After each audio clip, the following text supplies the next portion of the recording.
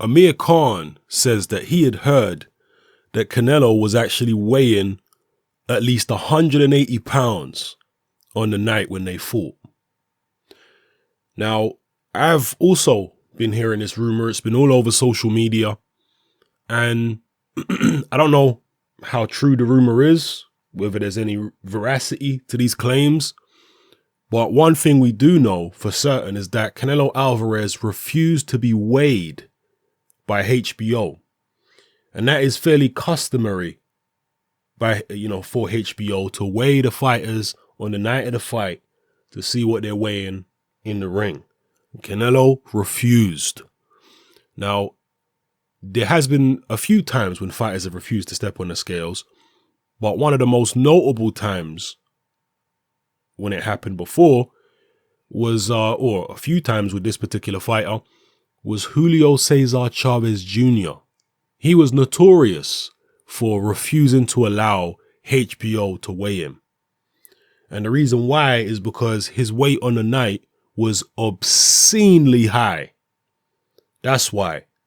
And to be honest with you, I would not be surprised at all. In fact, I'm sure that Canelo was an absolute minimum. This guy was over 170. At an absolute minimum, he could well have been 180 plus. I keep telling people, Canelo Alvarez is huge for not only a junior middleweight, but even for a middleweight is huge. Again, not in terms of the height and reach, but in terms of his natural body mass, his muscle, bone density, all that type of stuff, his frame. He is huge for a junior middleweight / middleweight. In fact, Canelo Alvarez would be a big super middleweight / decent sized light heavyweight. And I'm being very serious. Canelo Alvarez is bigger than many of the super middleweights out there in terms of natural body mass. He's bigger than Carl Froch, I can tell you that. Oh, yes, he is. A lot of people don't realize that Carl Froch was actually not a particularly big super middleweight. Froch made 168 comfortably. And he didn't weigh much above, 172, 173 on fight night. I'm telling you right now, Canelo is bigger, just as big, if not bigger than Carl Froch, naturally, in terms of body mass. Not height and reach, obviously. Froch is much taller and rangier. And you get some people saying, well, it's impossible for Canelo to have been 180 because you can't put on, 25 pounds overnight. It's impossible. Well, let me tell you something. Not only do I believe that you actually can put on 25 pounds overnight with the right methods, not only do I think it's possible, I know for a fact it's possible. I know for a fact that it's been done. Don't try to tell me it's not possible. It is possible and it happens. It's a fact.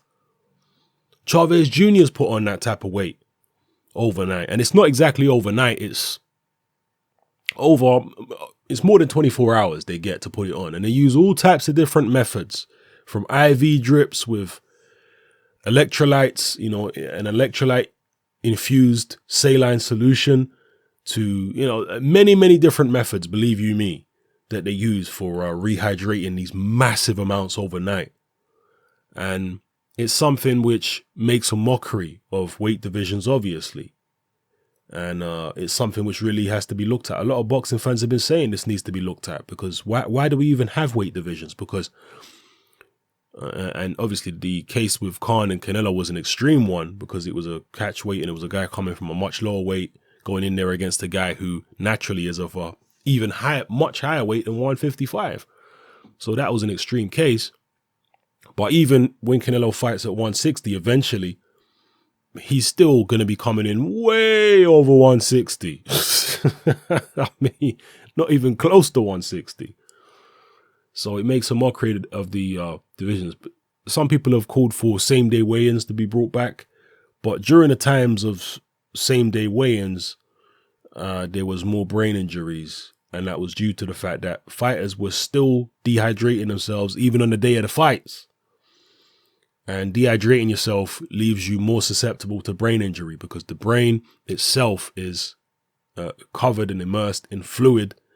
And dehydrating yourself actually depletes the fluid around the brain and causes the brain to be damaged, to shake around in the skull and be damaged more easily.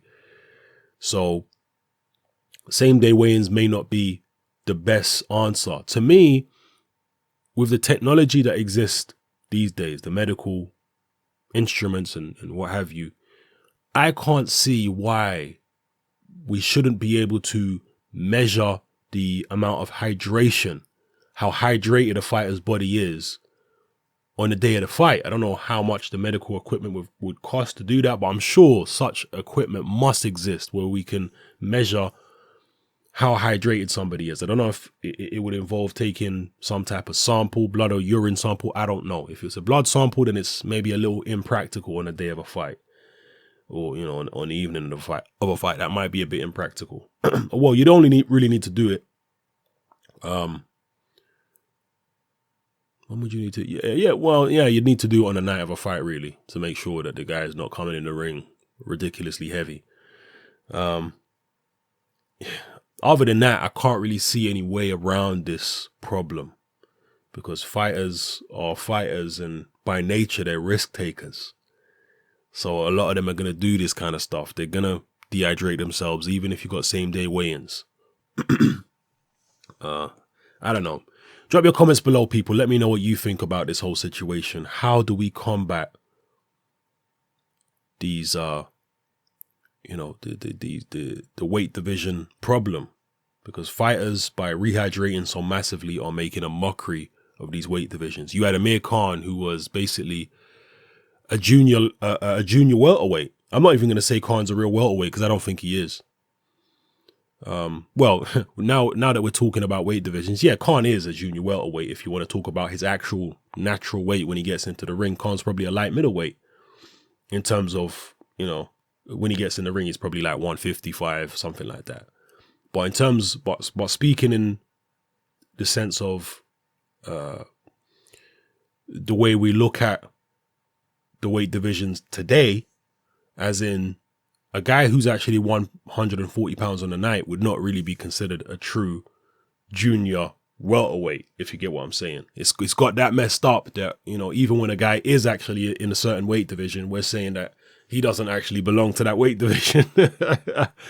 So, but what I'm saying is, Khan could still make 140 pounds, even today, and he was going in against a guy in Canelo who was a big light heavyweight on the night. I mean, this guy could have been 180 plus. And I personally believe it, because I know for a fact that you can rehydrate 25 pounds in, let's say, 30 hours, 35 hours. I know for a fact it can be done. It's been done by fighters before. So, yeah, that was very dangerous, actually, what we saw in the ring. And, it's kind of crazy, when you've got two fighters. Let's say you had two guys who are the same size as Canelo fighting at 160. Let's say GGG. GGG is not quite as big as Canelo, by the way, people, in terms of his natural body mass, but, he's more similar to Canelo's size. So let's say GGG and Canelo fight at 160. They're both going to be coming into the ring over 170 pounds at a minimum. So it's like these two guys who are basically the same size are boiling down all the way to 160 just to rehydrate over 170 the day of the fight. Why? Don't that seem crazy to you? Like, what for? What the hell was all that for? Just so they can say we fought at 160? It's a joke, isn't it? Neither of them are 160 when they get in the ring. It's not a 160 fight, really. It's like a light heavyweight fight. It does make a mockery of the whole thing. It really does, man. So, anyway, wasn't exactly my most concise video, but I think I eventually managed to get my thoughts and my points out there. So, let me know what you think about it all in the comment section below, people. It's your boy Hatman. I'm out.